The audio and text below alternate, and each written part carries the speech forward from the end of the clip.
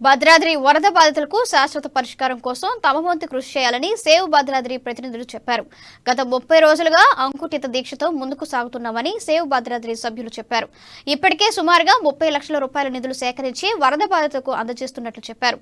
మరికొంతమంది పెద్దలు సలహాలు సూచనలు తీసుకుని ఇతర ట్రస్టులతో కలిసి సంయుక్తంగా భద్రాచలం లోతట్టు ప్రాంతాలకు చక్కటి పరిష్కారం కోసం పనిచేస్తున్నారు. ఈ సాయం వరద బాధితులకు అండగా ఉంటుందని ప్రముఖ కాంట్రాక్టర్ దుర్గా ప్రసాద్ తెలిపారు. శాశ్వత పరిష్కారం కోసం పనిచేస్తుందని పుర ప్రముఖుల అటీన్ ట్రస్ట్ సభ్యులు స్పష్టం చేశారు. 10 మందికి సాయం చేయడం పూర్వజన్మ సుకృతంగా సేవ్ భద్రాద్రి నిర్వాహకులు భావిస్తున్నట్లు పుర ప్రముఖులు చారుగల్ల నాగేశ్వరరావు పేర్కొన్నారు.